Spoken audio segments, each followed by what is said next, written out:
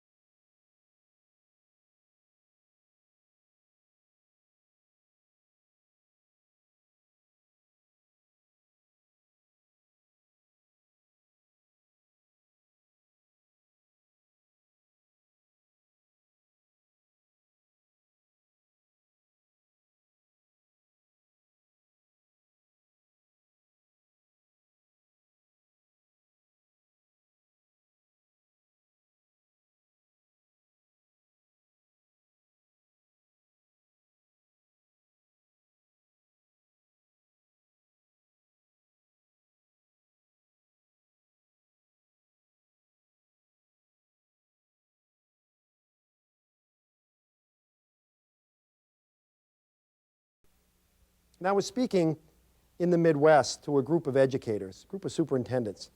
And we went out for lunch, about 30 of us, and we were talking about social skills training and whether or not we should teach social skills to our kids in the classroom. And there was one superintendent who was sort of very loud, overpowering kind of a gentleman, and he was really, his argument was carrying the day, and he was saying no. He was saying, no, parents don't want us involved in this. Parents want us to teach the kids how to read, write, and spell. They don't want us involved in teaching social skills.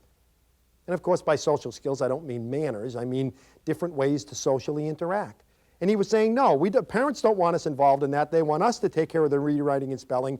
They'll take care of the social skills. Finally, someone turned to me and said, well, you're the consultant. What do you think? And I said, well, for 20 years, I've been dealing with parents of special needs kids. For 20 years, I've run a school exclusively for learning disabled kids. And during those 20 years, there have probably been 15 or 20 times that a parent has sat at my desk and put his or her head down on my desk and just cried, just sobbed about the situation that their learning disabled child is in. In those 20 times, not once was that parent crying because a kid couldn't read or the kid couldn't write or the kid couldn't spell. Every time a parent is reduced to that kind of pain about their learning disabled child, it's about the social isolation and social rejection that these kids suffer every day. We spend so much of our time and energy focusing on the academics that we've forgotten the social part of it. And for my money, the social part may be the most important part of this whole battle. Let me tell you why I believe that. First of all environments are social. If your child has difficulty with math, well, he can go play soccer with his friends. You don't have to be able to do math in order to play soccer. If your child can't spell, he can play Nintendo with a group of the neighborhood kids. But if your child has social skill problems, he can't avoid that because every environment is social. Anytime you take more than one person and put them in a room, it's automatically a social situation. So your child can avoid almost all of his or her problems except his social skill problems. And the other reason why I think it's so important is that compensation for social skill deficits is impossible. If your child can't read, I'll read the book to him or I'll put it on tape. If your child can't write, I'll give her a word processor. If she can't spell, I'll put in a spell check. I can compensate for almost every disability your child has except a social skill disability. And the reason I don't think we'll ever be real effective at teaching social skills is because we're so good at social skills ourselves. And when you're really good at something, when you're highly skilled at something, it's very difficult to teach that to somebody else.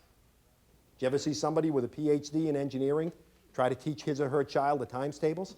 It's a disaster because the adult knows it so well that it's virtually impossible to break it down and to teach it effectively to a child. We have to break social skills down to their finest point because our kids make mistakes that we would never think of making. For instance, your name please, ma'am? Mary Luz. Mary Luz? Suppose I were to have come in here earlier today before the filming started, and this room was completely empty, except Mary Luz was sitting right in the front seat, all by herself. This room was darkened, there was no one else here. I would have known that it would have been inappropriate for me, as a man, to walk in the room and sit right next to her and just sit there and not say anything to her.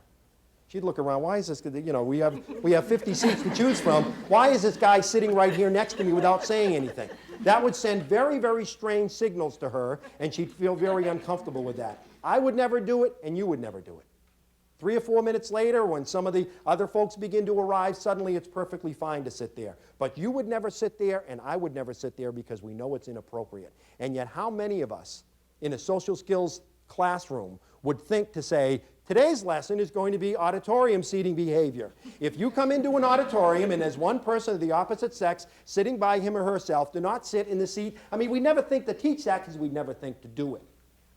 You see, our kids have such limited information about that kind of thing that we've got to break everything down to its most finite point. I was putting together a social skills curriculum one time, and I said to one of my colleagues, we've got to break this curriculum down to its finest point. And he said, what do you mean? I said, we even have to teach the kids skills like where to sign a birthday card. And she said, no, they know where to sign a birthday card. Rick, these kids are 15 years old. They know where to sign a birthday card. I said, let's give it a shot. We stopped the first 10 kids we saw coming down the corridor. I gave them a birthday card, and I said, would you sign this for me, please? 12 of the 15 kids said, where? Where? So one of the reasons I don't think we're ever going to be real good at teaching social skills is because we're so good at them ourselves, we just can't break them down to the most finite point.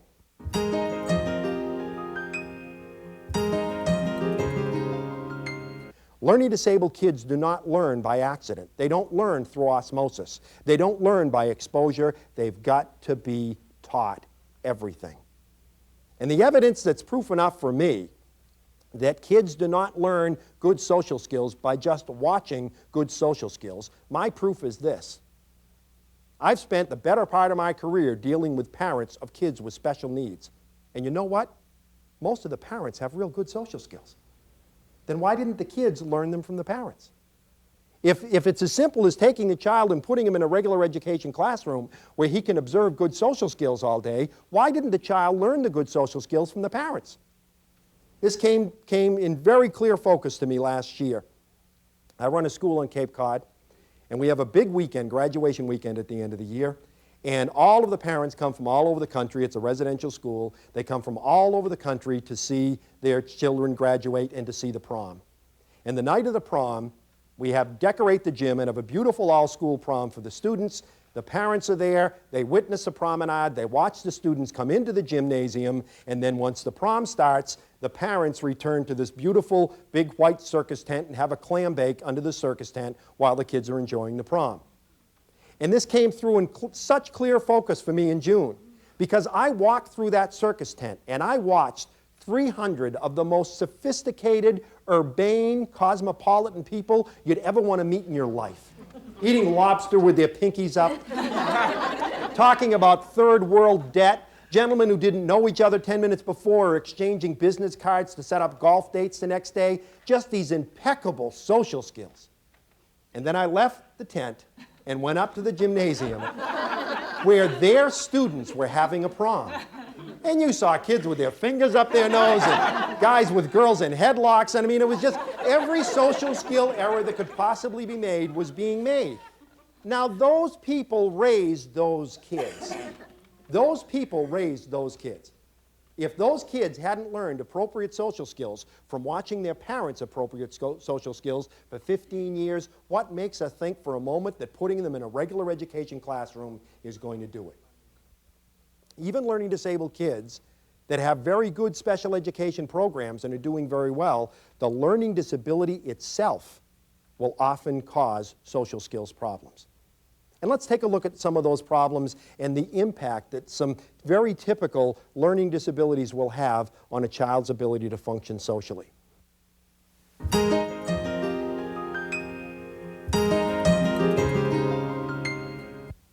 Many of our kids are not capable of asking questions. They're not capable of doing this very simple thing.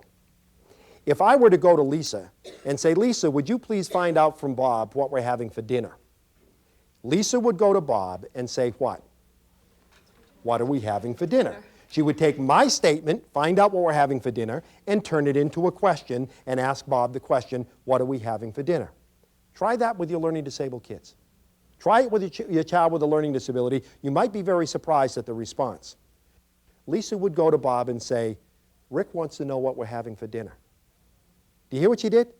She asked a question without using a question. She asked a question without using an interrogative sentence. Now you're sitting there and thinking, well, really, what's the big deal here? The child can't ask questions. What impact did that have socially? Do you realize what impact that would have on your social life? I spend a lot of my time speaking, getting picked up at airports. And someone will pick me up at an airport and drive me to the speaking engagement. Somebody who's associated with the school or the agency that's having me come. I'll bet if you tape recorded those conversations, you would find that 80% of the first 10 minutes of any conversation between two adults that don't know each other consists of questions. How was your flight? How long did it take to get here? How's the weather on Cape Cod? And I say to them, how many people do we have for the presentation? Do they have the projector? Is it going to be mostly teachers or parents? In other words, the way you get a social interaction going is you ask questions until you have enough information about that person to begin to have a conversation. If these kids can't do it, they're totally left out of that kind of social interaction. I love watching two learning disabled kids meet. Hi, I'm from Texas. Hi, I'm from Delaware. That's it. They have nowhere to go after that. What's another reason you use questions? To get what? To get information, to get help. So you've got the harried mainstream teacher who's under all this pressure in the classroom. The mainstream teacher sitting there, the regular education kid comes up and says, excuse me, could you help me with number 3? The special education learning disabled kid comes up and says, I can't do this. Don't they? I can't do this. Because they don't know how to ask a question, because they can't phrase it as a question. They make it a statement, and of course, what does the teacher say? Don't you come and tell you. They get all blustery and all upset because they're not asking questions. They can't do it. So interrogoration, again, seemingly a very small language problem that causes tremendous social skills problems.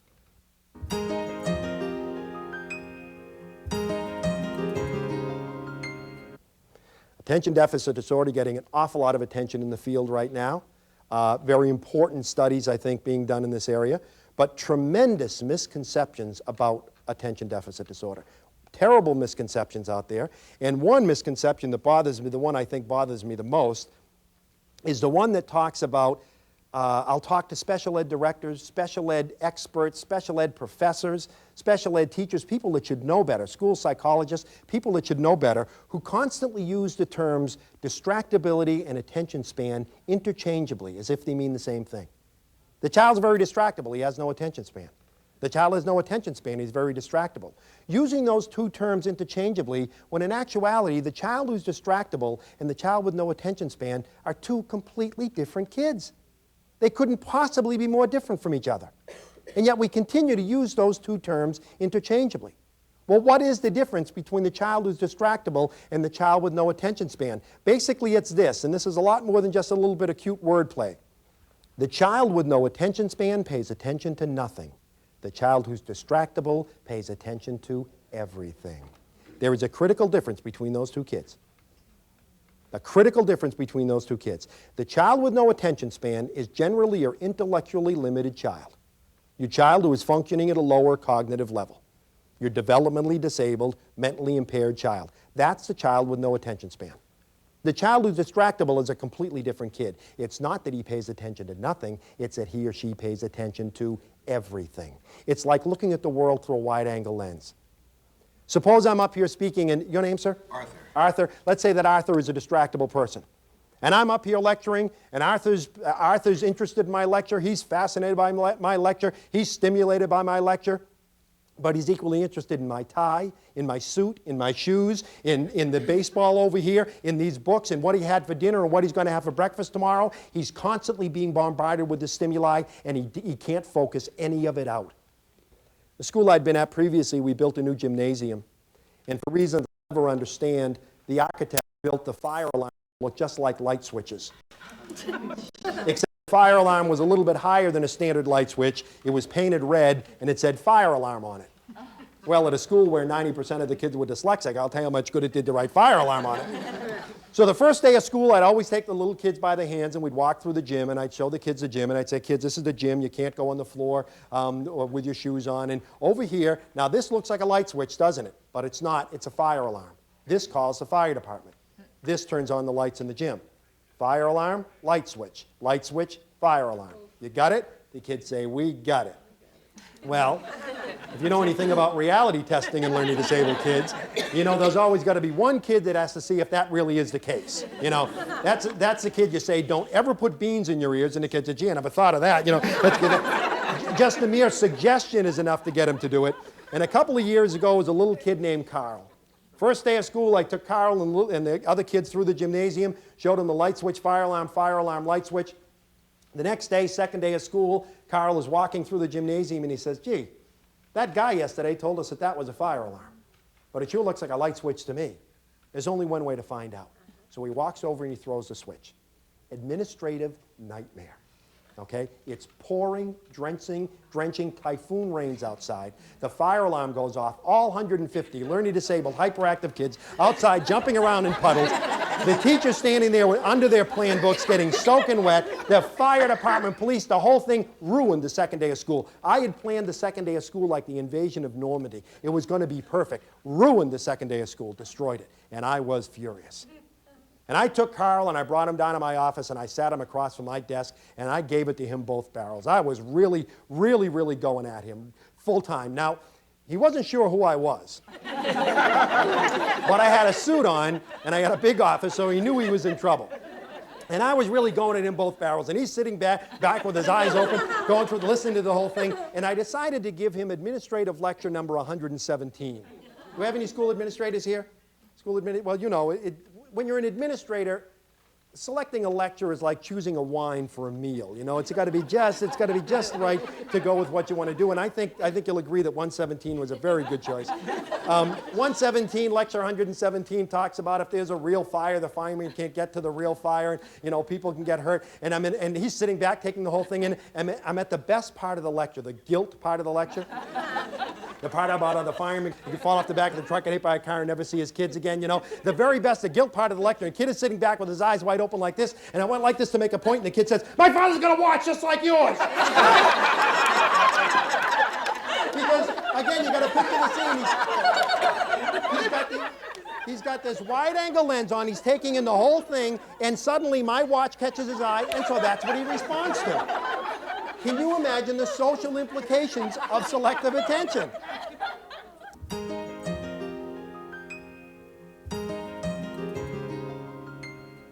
Let me show you how disinhibition works. I'm up here lecturing, and in the middle of my lecture, I mention something about a dog. Arthur begins thinking about dogs, and suddenly he remembers that he left his dog in the house at home. He was the last one to leave. He was supposed to put the dog out, and he didn't do it. So the dog is running around the house doing God knows what. Okay? I could be looking right in Arthur's face when he had that thought. I could be looking directly at him, and I would never know that thought crossed his mind. Why? Because Arthur has in his brain what are called inhibitory responses. And these inhibitory responses constantly monitor what we think and tell us what's appropriate to think versus what's appropriate to say. Hundreds of times a day you have thoughts you never express, right? Hundreds of times a day you think things but you do not say them because you know it's socially inappropriate, and your inhibitory responses say, think this but don't say it. Think it but don't say it. Our kids, learning disabled kids, whatever they think they say. OTM, OTM, on the mind, out the mouth. Whatever they think they say. Can you imagine the social implications of disinhibition? How many friends would you still have? How many relatives would still be speaking to you if you said everything you thought about everyone you saw?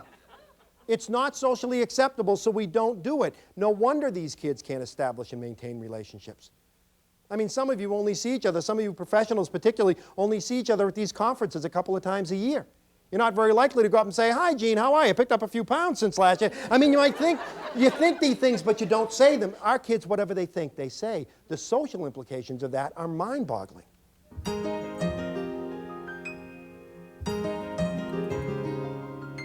Have any impulsive kids around here? You know, the impulsive child, Mel Levine talks about the impulsive child, if I can't do it right, I'll do it fast. Just do it fast.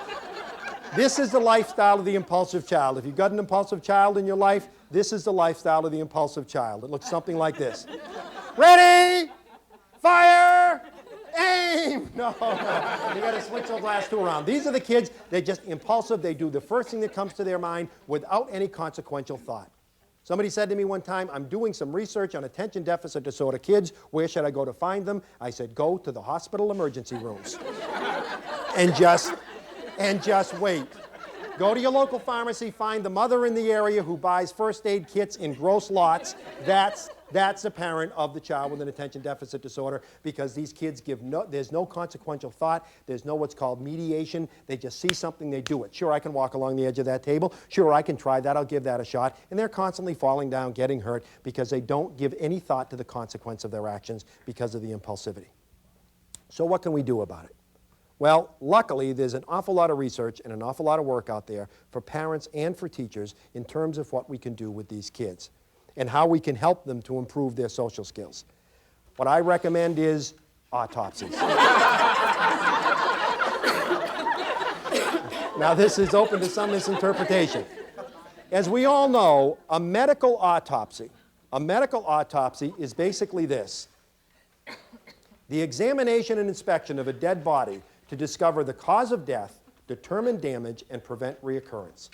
What I recommend to you is what we call social skill autopsies. And a social skill autopsy works like this: the examination and inspection of a social error to discover the cause of the error, determine the damage, and prevent it from occurring again. Instead of using a child's social skills mistake as a source of punishment or a reason to punish a child, use it as an opportunity to learn. Use it as an opportunity to teach. I'll tell you where this idea came from. My wife and I were having dinner with another couple, and the way we knew the couple was the child attended my school. And the five of us were having dinner: the other couple, Janet, myself, and the girl that was the daughter of the couple. And the five of us sitting there having dinner, and in the middle of the dinner, the girl said something very inappropriate. I forget what it was, but it's something that shouldn't have been said at the table. And the father, who was wonderful with her, just wonderful with her, said, "Go to your room. Go to your room right now." And so she went up to her room. And I'm sitting there reading, and he knows me pretty well, and he could tell by my body language I wasn't too wild about that. And he said, "What did I do wrong? I know I made a mistake. What did I do wrong?" And I said, "Look, I came here to have dinner, not to consult, you know." And he said, "No, what did I do wrong?" And I said, "Bruce, listen to me." I said, "If you were working with her in the threes times tables, and she had said that 3 times 3 was 10, would you have sent her to her room?" "No, I would have told her what the right answer was." Well, that's what you've got to do. That's what you've got to do with social skills, too. It's not enough to punish the kid when he makes a social skills error or when she makes a social skills error. What you've got to do is use that error as an opportunity to learn, to teach. The child made the error. Every child wants to be accepted socially. No one makes social skills mistakes on purpose. So instead of using that as a source of punishment, use it as a source of learning. I'll give you a good example of a social skill autopsy. And at our school, we call them autopsies. And we've trained everyone on that campus how to do autopsies. The secretaries, the bus drivers, the people who work in the dining hall. Everyone that works with the kids knows how to give autopsies. On any given day, a child might receive 15 or 20 autopsies a day. The kids don't view them as negatives. They're done in a very positive, upbeat way. But let me give you a good example of an autopsy.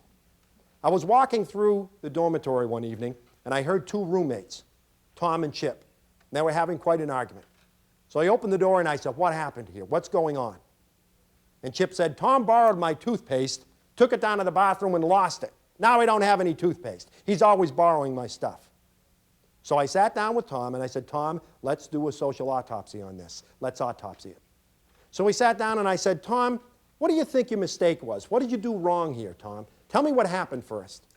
He said, "Well," he said, "I went down to brush my teeth. I didn't have any toothpaste, so I took Chip's toothpaste. Went down to brush my teeth. I was brushing my teeth and I ran into Jim. And Jim didn't have any toothpaste either. So I gave him the tube and then I went to somebody else and I don't know where it is now."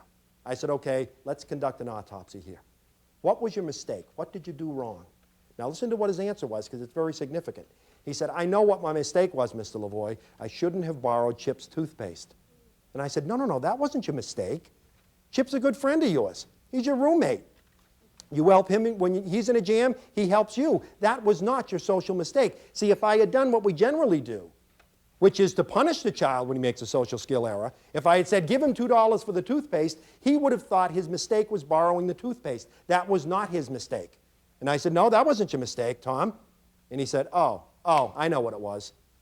I shouldn't have lent any to Jim. I should have said, no, I shouldn't have lent any to Jim. I said, no, that wasn't your mistake either.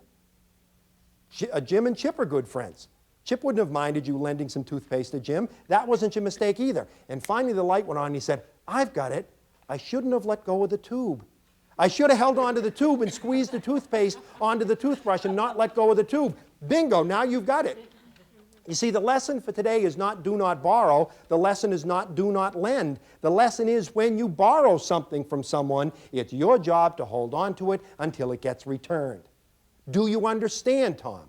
He said, yes. Okay, now you've got it. Now you understand. Social skill autopsies. That's what changes kids' behavior. That's what changes their social skills. Punishing them when they make a mistake is not going to do it. You've got to take that mistake and you've got to use it as an opportunity to learn. Also do autopsies when he does something really well. Don't just save the autopsy for when he makes a mistake. If he does something particularly well, autopsy that too. Why do you think your teacher's so happy with you today? Look what you did. You were so kind. When the teacher came in, she'd been sick a couple of days. You went up and you asked her how she was feeling. That was so appropriate. Look what you did. So you conduct autopsies not only in the mistakes that kids make, you also conduct autopsies when the child does something socially correct.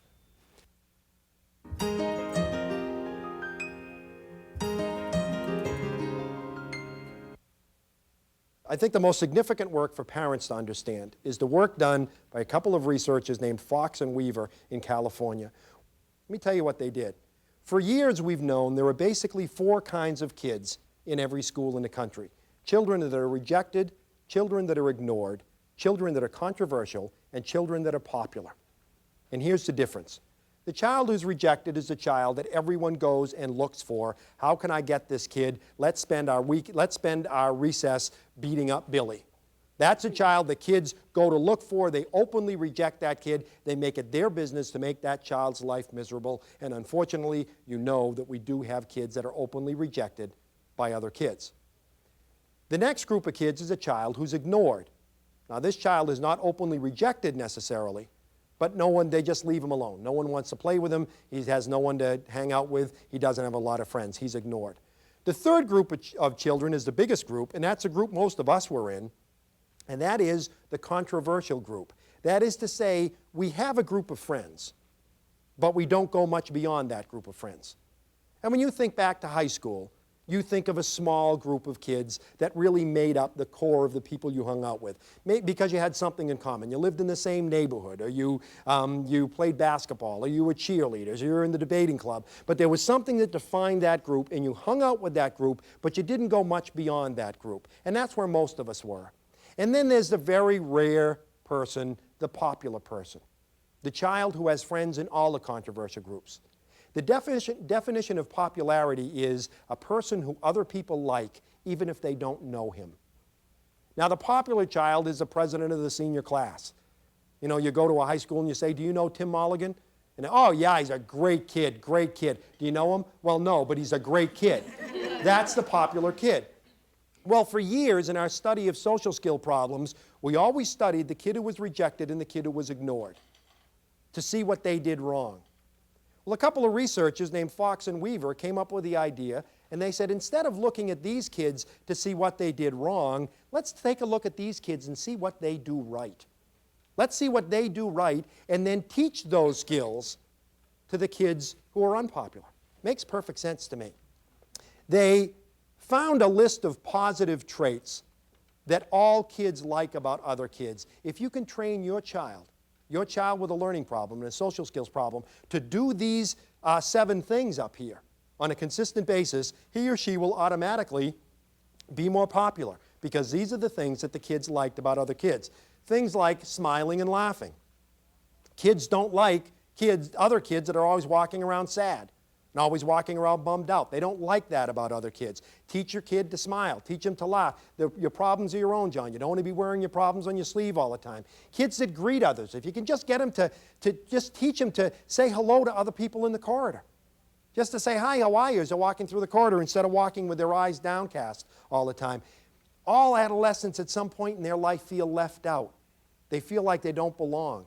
So they always appreciate a kid who's willing to extend invitations. You know, come on, we're going to go for pizza, Tony. Why don't you come with us? So teach your kid, if you're going out with a group of kids, make sure you include everybody. Other students will appreciate that. They like kids who can converse, kids who can share, kids who can give compliments, and kids with good appearance. This is from the horse's mouth. This is what kids have told us they like about other kids, so you teach these skills. You teach these skills to your child in order to improve his or her social standing. We've also got a list here of what I call no sweats. These are things to please teachers. Teacher-pleasing behaviors. And the reason I call them no sweats is they don't cost anything. Time, energy, or effort. They're basically pretty easy things to do that you can teach your child, or if you're in special ed, you can teach your student how to do these things in order to be more successful in the mainstream environment. Let's take a look at some of the no sweats. First of all, be on time. Be punctual. Most teachers appreciate that. Establish eye contact with the teacher. Look at the teacher when he or she is talking to you. Participate in class, even if it's just to ask a question. You know, our kids say, I can't participate, I don't know enough about what's going on. Just to ask, could you repeat that, please? What's the homework tonight? Even a question can be suitable. Use the teacher's name. Everyone likes you having their name used. Miss Smith, could you help me with this? Miss Pacheco, could you answer this question for me? Mr. Burns, would you please tell me? So more no sweats, submit work on time, use the required formats. If the teacher's a nut about using pen instead of pencil, make sure you use pen. Avoid crossing things out. Request explanations. Instead of saying, I can't do this, teach the child how to ask for help. And lastly, but it's a very, very simple and a very effective technique, train your child, teach your child to thank every teacher after every class. I mean, think about it. If I dropped a piece of paper and you picked it up and gave it to me, I'd say thanks for picking up a piece of paper. This person just gave an hour of his or her life to your child. Don't you think it's worth a thanks?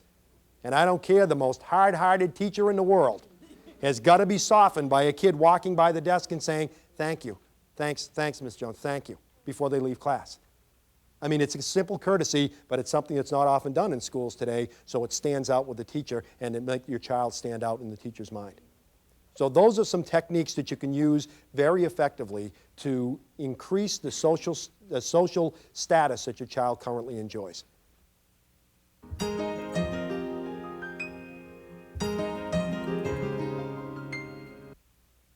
The hidden curriculum of school is probably the most important curriculum that your learning disabled child can learn, and the most important part of this curriculum that will ensure the success of your child in school. The standard curriculum of a school is math, science, social studies, history. The hidden curriculum of the school is basically the unwritten, unspoken rules of school. The problem that our kids have is not only do they violate the hidden curriculum rules, but they also are not socially aware enough to realize when they've done that. Now, the bad news is, teachers, I cannot teach you what the hidden curriculum of your school is, because the hidden curriculum of your school is very different from the hidden curriculum of my school. The hidden curriculum of a school is basically the culture that makes that school different from every other school. That's what hidden curriculum is the study of the culture of schools. Where I went to junior high school, B.F. Brown Junior High School, Fitchburg, Massachusetts. You did not enter the side door before 8:30 in the morning. The reason you didn't enter the side door before 8:30 in the morning at that junior high school was that the kids who hung out at that side door would eat you for breakfast if you dared go through there by yourself. That's where all the tough kids hung out, and no one ever used that side door before 8:30 when the teachers were on duty. I knew it, and every kid in that school knew it. It was part of the hidden curriculum of that school. It wasn't in the student handbook. It wasn't ever announced at an assembly.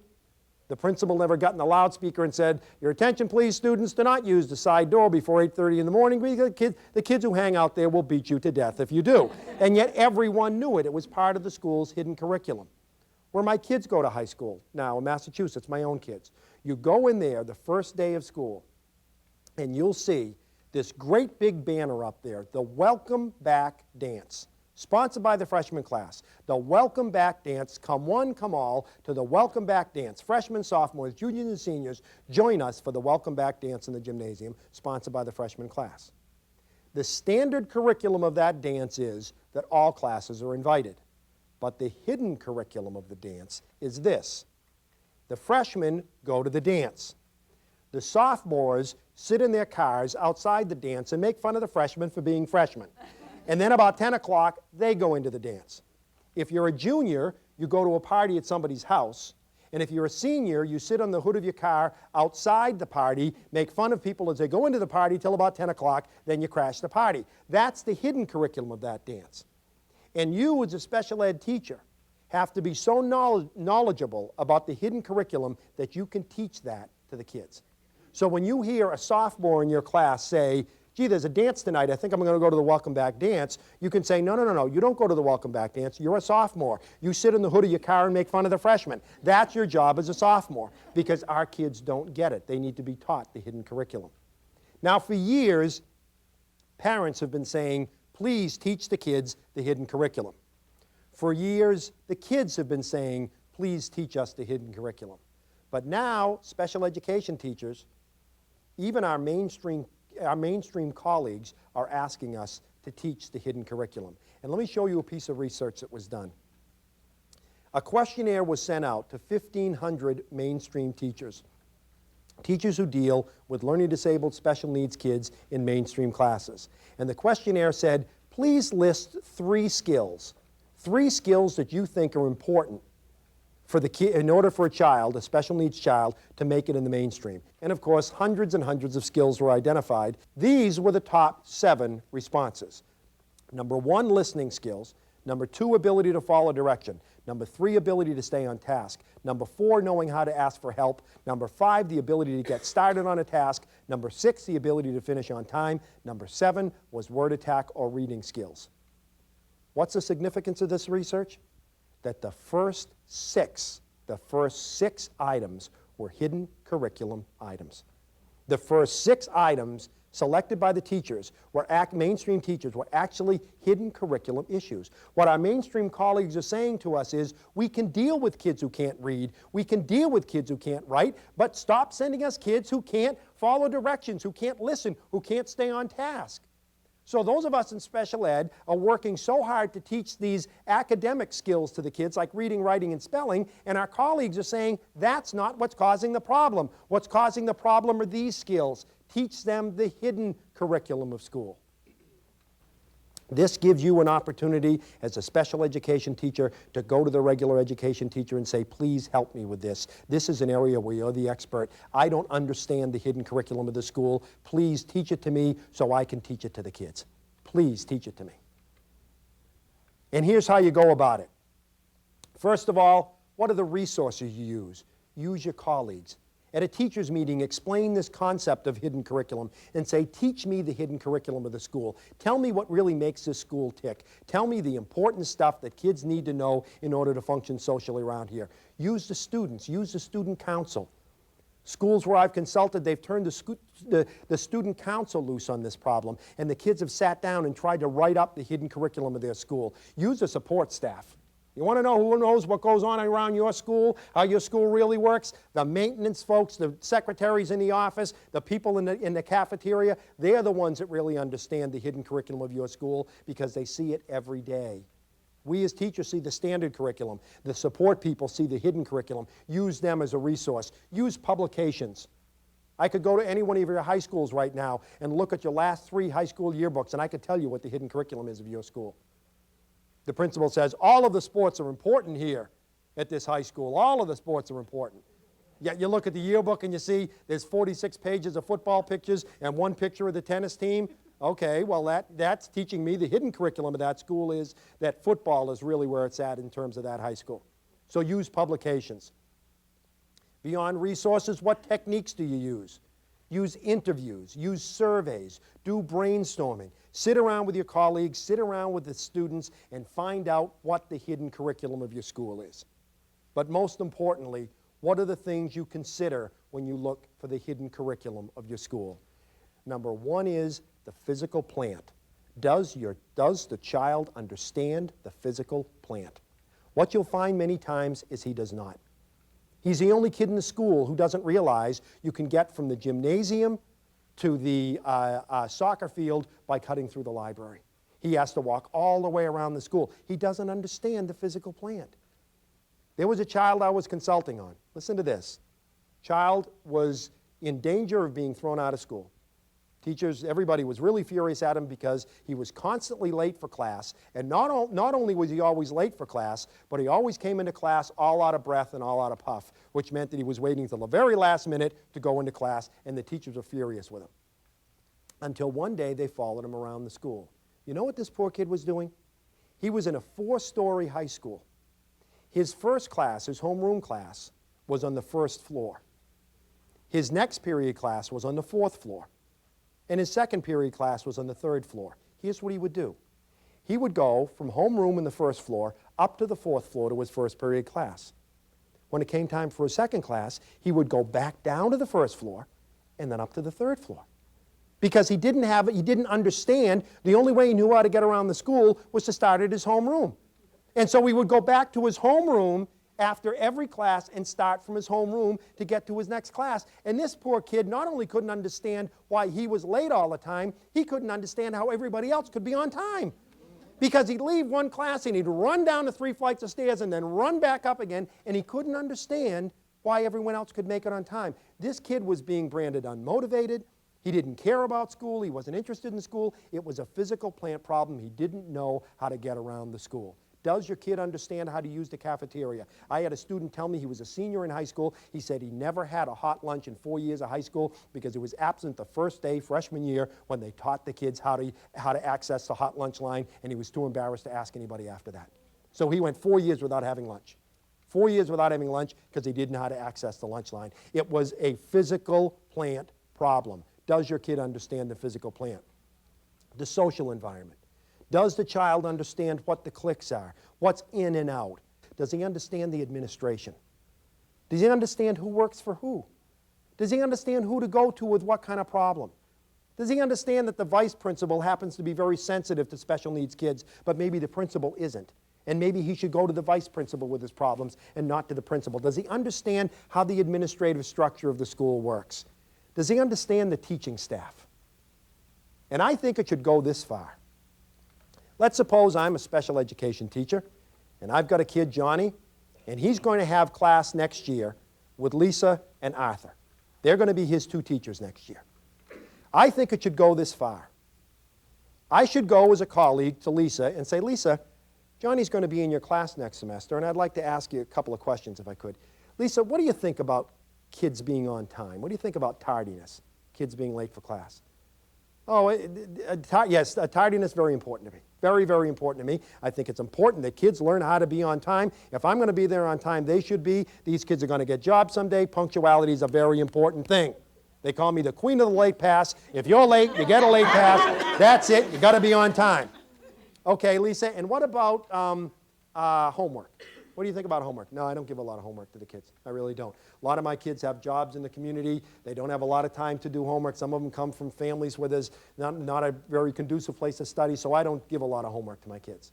Okay? And what about final exams? Yep, final exams, I think, very important. Very important. Kids should learn how to study for final exams. I don't have a lot of grades to evaluate the child during the year because I don't give a lot of homework. I think final exams are very important. A lot of work on final exams. Okay, thank you, Lisa. Then I go to Arthur. I say, Arthur, could you please tell me, what do you think about kids being late for class?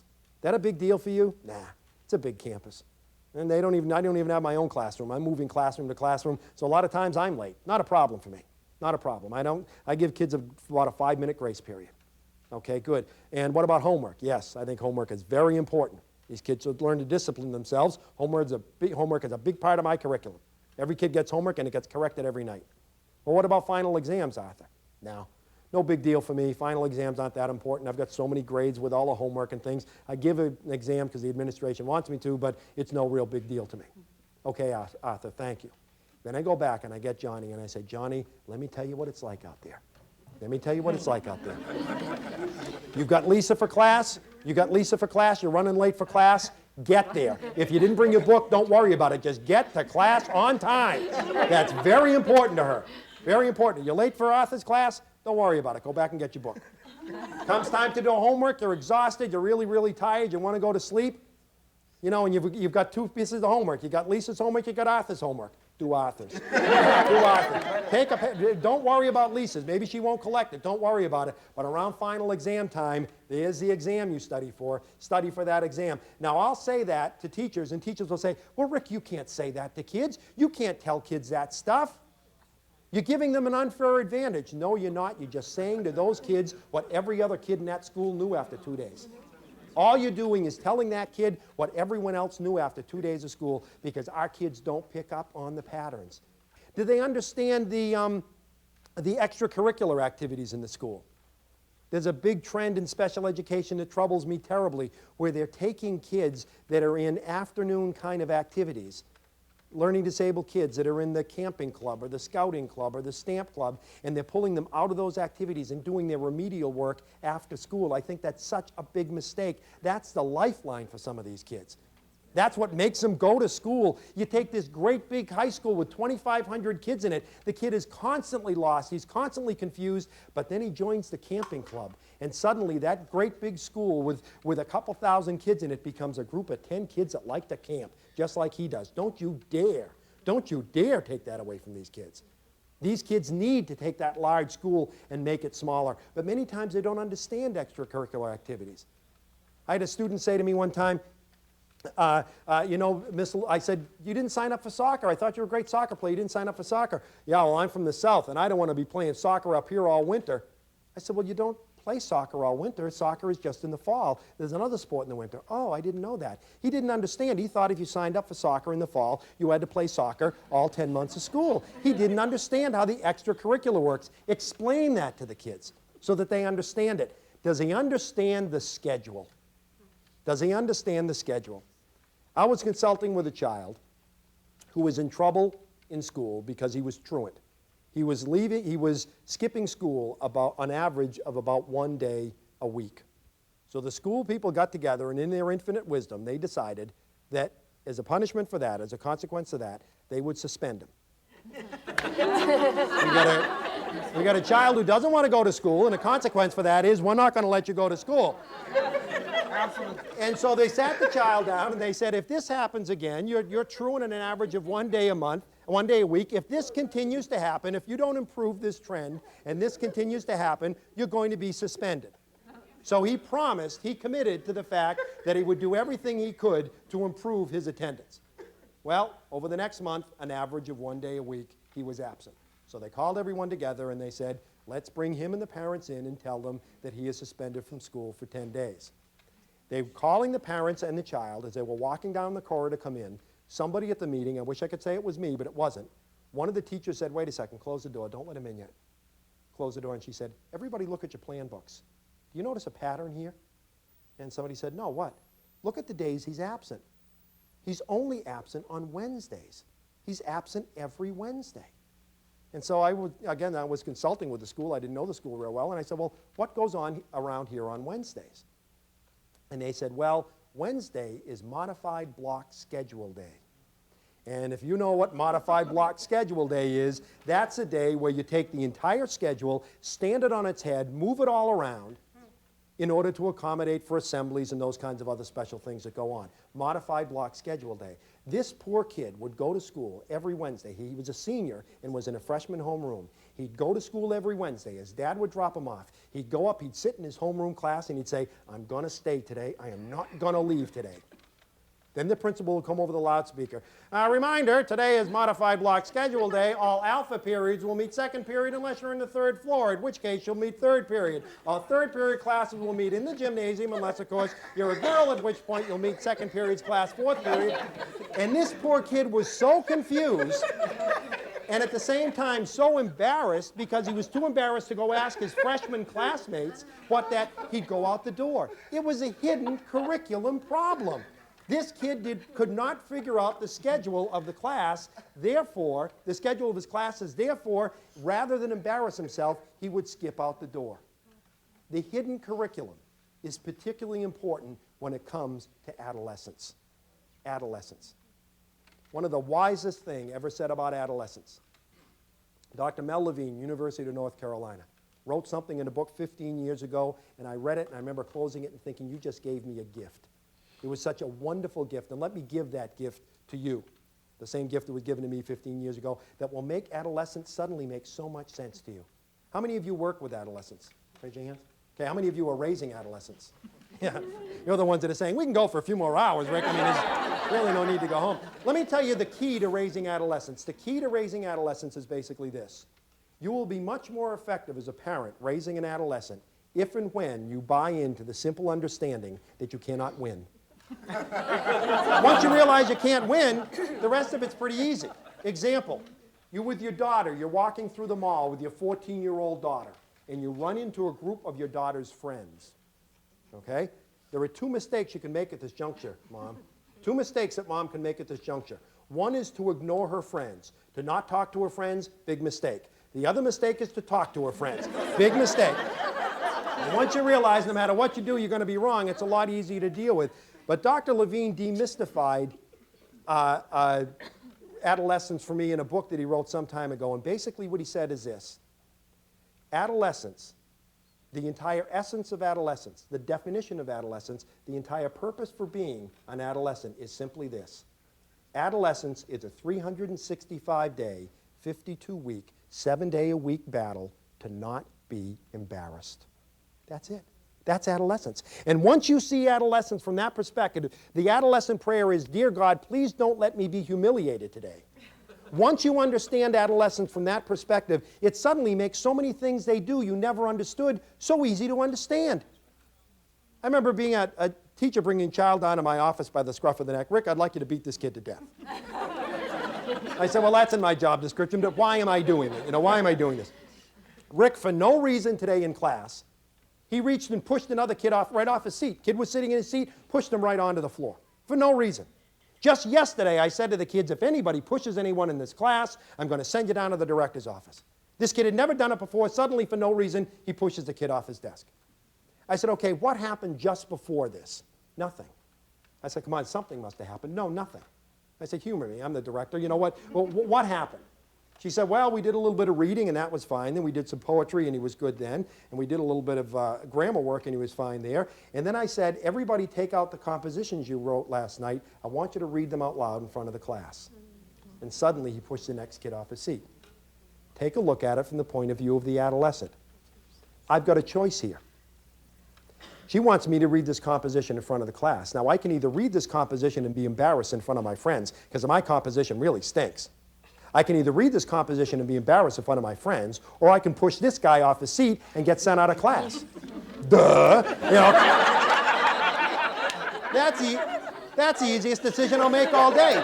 He pushes the kid off the seat and he's saved from the embarrassment. Embarrassment is the thing that these kids fear the most. And they're constantly being embarrassed by their lack of knowledge about the hidden curriculum. I remember being called in a crisis intervention one time up into a classroom. Teacher called me and she said, Rick, I told John to leave the room. He won't leave the room. So I said, okay. So I went up to see the class. Opened up the door. I walk in. It's like John Wayne walking into a bar room. The piano player stops playing. Everybody, the kids look, what's going to happen here? Confrontation here. There were 8 or 9 kids in the class. I walk over to John. I say, John, come with me. Now, John and I have a great relationship. I said, John, come with me. He said, no, I'm not going, and you can't make me. I said, come on, John, come with me. No, and you can't make me. What I realized automatically is the reason he wouldn't get up from his seat is because he couldn't back down in front of his friends. As long as his friends were there was going to be a problem. If I could get him alone, he'd be fine, except he wouldn't leave with me. So what did I do? I dismissed the other kids. I said, would you guys wait for me in the corridor for a minute? And the 8 of them went out and walked into the corridor, closed the door, and the kid looked at me, John looked up at me, and he didn't say it, but the look in his eyes was, thanks, Mr. Lavoie, thank you. I didn't want to go up against you. I like you. You've always been good to me, but I couldn't back down in front of those other kids. Thank you. And I said, John, are you ready to come with me? He said, yeah, I'll come with you. So I walked out. He walked out behind me, and of course he does this, swagger and thing, but that's okay. I can live with that. He needed to do that in front of the other kids. The learning disabled adolescents that have such a difficult time understanding the hidden curriculum are constantly in positions where they're embarrassed. And that's the worst thing you can do to one of our kids. The worst thing you can do to an adolescent is to embarrass them, and our kids spend day after day, week after week, being constantly embarrassed by their inability to understand the hidden curriculum, so teach it to them.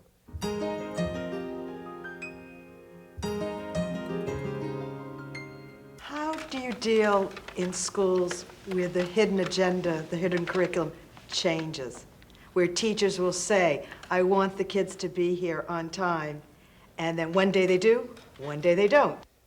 There's so much disagreement in the field in terms of how to approach the learning disabled child, but the one thing that almost everybody agrees on is that our kids need consistency. They need consistency and they need structure. What I would do is to try to explain to the teacher that your child needs consistency like other kids need oxygen. It needs to be there. It's not a matter of what they want, it really is what they need. And the teacher will find that the more consistent the teacher is with the expectations for the child, the more responsive the child will be. The problem with kids, and this works with social skills as well, is the idea of performance inconsistency. There was some research done in New York, Columbia University. A gentleman named Jonathan Cohen did some research and studied depressed learning disabled adolescents. I'm not talking sad, I'm talking depressed. And asked them, what brought you to this point? What brought you to this depression? What the kids said invariably is, the reason we feel this way is not because we're not as good at school as our brothers and sisters, not because of the pressure we get from parents or teachers. The reason we feel this way is some days we can do it and other days we can't. The problem appears to come and go. Somebody drew a great analogy for me one time that said that the learning disabled child's brain, it's as if he has 3 clocks in his brain, and they're all telling different times and moving at different speeds. So they're constantly out of sync. But the law of averages will tell you every once in a while, bingo, bingo, bingo, the 3 clocks are telling the same time, and you get this incredible forward movement for a week or 2 weeks or a month or however long. There's this improvement, this growth, and then boom, they get out of sync again, and things get all confused again. And we've got to recognize that performance inconsistency is part of the problem and stop punishing kids for it. Because when a child has a good day, instead of celebrating it and saying, isn't this wonderful, you're having a good day, we beat the kid over the head with it. We say, you know, how come you can do it today? You couldn't do it yesterday.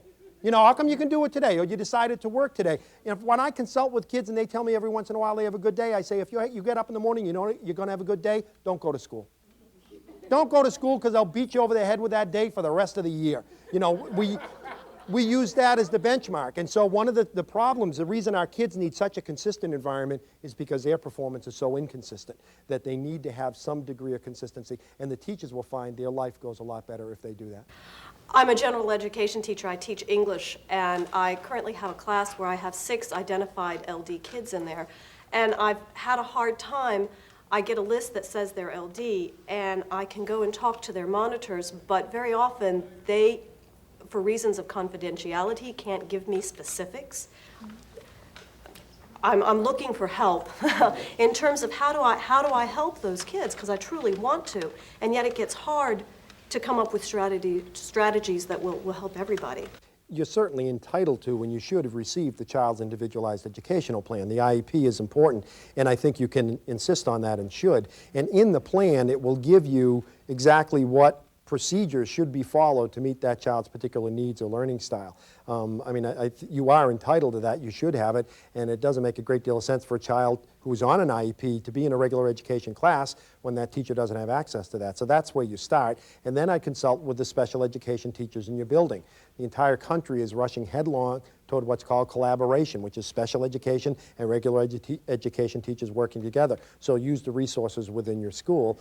I also might recommend, you know, frankly, that you begin to learn more about it, because the reality is these kids are going to be with us. You'll have 6 next year and 6 next year and 6 next year. And my bias is it makes you a better teacher. That learning how to deal with these kids, if you can deal with these kids who don't learn like everybody else, and you develop skills to deal with that child, you're going to be even more skilled at dealing with the children who don't have those kinds of problems. And I'm just wondering, if you know of a child who has attention deficit disorder, and they're uninhibited, and therefore they're having some social rejection, and you've talked to the child and tried to work out different strategies of what is socially acceptable, what do you do if that child is still continuing to have social problems? There's 2 things you have to do. As a parent of a special needs child, your job is twice as difficult as mine. A child with a profile like the one you described is generally going to have the most difficulty in new situations. any situation that they're not familiar with. As a parent of a special needs child, you've got two jobs to do. You've got to prepare the child for the situation and the situation for the child in any social environment. So suppose I've got a learning disabled child and he's going to go to a Boy Scout meeting here, his first meeting on Thursday. What I've got to do is bring the child here on Wednesday evening before the meeting and say, okay, John, let's take a look around here. Let's take a look here. This is where you're going to have the meeting. Now, there are a lot of books over there, and I know you love to read books, but keep those on the shelf because you can't be pulling those down. And over here, there's a flag, and I know you love to carry the flag around, but leave that in the stand there because it's a big brass stand. You could get hurt. The bathrooms are down here. Over here, there's a machine. You're going to leave that machine alone. It looks like the VCR at home, but you want to leave that at home. Preparing the child for the situation. Where parents, the step the parents leave out many times is preparing the situation for the child. You got to call the Boy Scout leader and say, listen, there's a kid coming over there. My son's coming over. He's a great kid. He ties knots. He loves arts and crafts. He's terrific outside. He loves camping, but I'll tell you, he has difficulty reading. You got to prepare the situation for the child as well. I remember a parent calling me one time furious because her child, my son's been thrown off the Little League team. He can't play Little League because he's learning disabled. I said, he can't play Little League because he's learning disabled. What's that all about? Who's the coach? He told me the name of the coach. He happened to be a guy I knew real well that had a learning disabled kid himself. Now, there's no way in the world this coach threw the kid off the team for being learning disabled. It doesn't make any sense. So I said, what happened? Here's what happened. The child went to practice. First practice, he was doing real well, a real hustler. So much so the coach noticed him. Kid's very severely learning disabled, but a great ball player. And the coach noticed him. So when it came time at the end of the practice to do a little chalk talk, you know, talking about the plays and things, the coach said, okay, now there are new rules about stealing second base. New rules the Little League just put into effect, and I've got the new rules right here. I'd like to have somebody come up and read them. Chuck, why don't you come up and read them? Chuck said, no. Coach said, now wait a second. I didn't ask you. I'm telling you, please come up and read these. Kid said, no. I said, Chuck, come up and read these. No, I won't. Coach said, fine. You won't read them. You also won't play for the next week either. You're going to warm the bench for the next week. That coach, if that coach had been told the kid had a learning disability, he never would have done that. The parent did not prepare the situation for the child by letting the child, the coach know that this kid was going to have difficulty reading. So you call the coach and you say he's a great ball player, has a great stick, goes great to his left and great to his right, but please don't ask him to read. You mentioned that it was not a good idea to punish the entire class. What do you feel is an option to that? Well, I like the idea, as opposed to collective punishments, the idea of collective rewards, wherein you take a child who's being rejected by the other kids or being isolated by the other kids, and you actually reward the entire class when that child does something correctly. Then it changes the dynamics of the class. You say to the class, everyone wanted to see those slides of Europe that I have, and I was so happy when I saw the nice job that Bill did on his homework tonight that I decided that we'd set up the projector and see those slides now. Now suddenly, instead of the children being punished for what the child has done wrong, they're being rewarded for what the child has done right, and it can change the dynamics of that class. I think the collective punishments are negative and unfair. I think collective rewards allow the child who's never received support from his classmates to receive some. I'm both a speech and language pathologist and a parent of a special needs adolescent.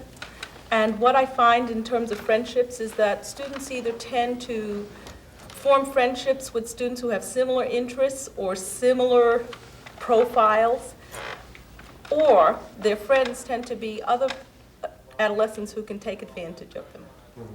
And I was wondering, how do we work in the school system as well as at home as parents with this issue of students being taken advantage of? Whenever I've been called in to consult about a child who's being isolated or rejected by the other kids in the school, invariably when I talk to the students about that child and I say, why don't you like Billy? The answer I've gotten every single time is, Mr. Lavoie, even the teachers don't like Billy. I think we send out signals to the kids that basically say, we don't approve of this kid, and it's up to you kids to deal with him. We're going to punish you for what he does wrong. We're going to constantly berate him in front of you. We're going to let it be very clearly known that we don't approve of Billy, and that puts our approval on your treatment of him. I think you've got to talk about school-wide respect, but a lot of it has to come from the teachers and the adults that show that they accept that child. Once they show that they've accepted that child, then the kids are more likely to do it. I'll give you an example. we've all had as teachers a situation where you're walking through the playground, you see a group of kids encircling one kid, and they're not really, there's not anything physical going on, but you know they're not there to wish him a good day. I mean, you know, they're encircling the kid and they're planning to give him a hard time. A lot of people, a lot of teachers handle that in different ways. Some teachers love to come and push everybody aside. I'm here to save Tony, get out of my way. I'm the cavalry. See, I don't do that. I think the key to diffusing that situation is not what you say to the other kids, it's what you say to Tony, the kid in the middle. So I'll walk by and I'll look into the circle and Tony's there in the middle and I'll say, hey Tony, how you doing in there, guy? How you doing?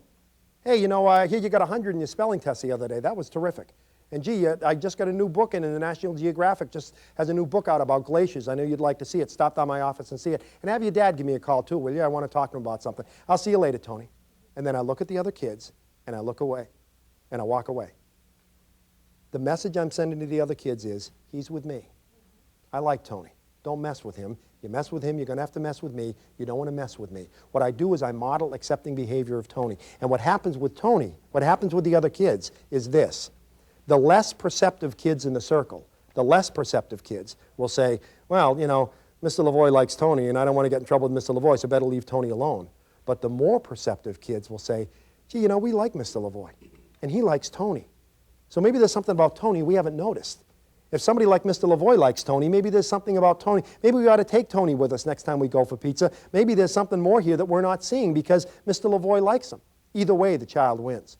So what you have to do is foster environments of mutual respect in the schools, and the teachers and the adults working with the kids, we've got to, as professionals, take a leading role in demonstrating our acceptance of that kid, to let the other kids know that we will, first of all, protect that child, and secondly, that we like that child. We see him as somebody who's worthy.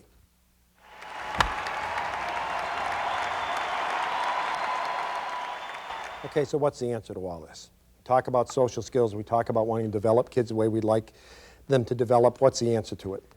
The answer to most of the problems in special education and American education today, in my mind, are in my hand, in this ball. This ball, I think, if we were to all follow the lessons that this ball has to teach, I think that we'd be better special education teachers, better regular education teachers, and ultimately better parents, and would have a better and a more productive generation of kids. Let me tell you why I think that. This is a baseball, a regulation Major League Baseball, but that's not what makes it special. This baseball is signed and autographed by every member of the 1967 Boston Red Sox. Now, if you know anything about Boston, or anything about Fenway Park, or anything about the Red Sox, or anything about sports, or anything about dreams, you know the 67 Red Sox. Predicted to finish in last place in the American League in 1967. They were in last place in the 4th of July. They ended up having an incredible July, August, and September, ended up winning the pennant and almost won the World Series in a heart-stopping 7-game World Series against the St. Louis Cardinals. This was 1967. These guys are still the biggest heroes in Boston. These guys can't buy a meal or a drink in Boston. 25, 30 years later, they walk into a restaurant. They have people, please let me buy you a drink, Rico. Let me buy you a meal, Carl. I mean, these are the biggest heroes in Boston, and this ball was signed and autographed by every member of that team. But that's not why it's important. And that's not why I think it's the answer to American education. Let me tell you how I came to own this ball. This ball originally belonged to my wife's uncle. My wife's uncle was Captain Michael Francis O'Brien of the Boston Police Department. Great, big, burly, red-faced Irish cop, wonderful, wonderful guy. He loved the Red Sox. Never married, never had any children of his own. His whole life was the Red Sox. He was a precinct captain for Kenmore Square, where Fenway Park is. He was a season ticket holder for 31 years. Didn't miss a home game for a 15-year stretch, didn't miss one home game. Used to plan his spring vacations to go down to Scottsdale, Arizona, where the Red Sox used to work out, and watch the Red Sox work out. He loved the Red Sox, and they loved him. And in 1967, when they won the World Series, they autographed this ball and gave it to Michael. But that's not what makes it special. Let me tell you how I came to own this ball. Michael died in 1982. And my wife and the kids and I went up to his funeral in Boston, big captain's funeral in Boston. And at the end of the funeral, we went to my wife's grandmother's house where Michael lived. And we're sitting around having coffee, and Nana, my wife's grandmother, disappeared into Michael's bedroom and came out, and she had a bag, and she said, I've got some things I'd like you to have to remember Michael. And she reached in the bag and she took out a framed photograph of Michael, his first day in the police force in his uniform as a young man, gave that to my wife. It still hangs in our living room. Reached into the bag, took out 2 gold replicas of captain's badges and gave those to my sons. And then she reached in the bag and she took this out and she said, "Rick, I want you to have this." As soon as I saw it, I knew exactly what it was. I said, "No, no, no, Nana, you don't want to give me that. You don't want to give me that ball." I used to walk into his room like a little kid and just look at it. I couldn't imagine owning it. I said, "No, you don't want to give me that ball. That's got great sentimental value, great collectible value.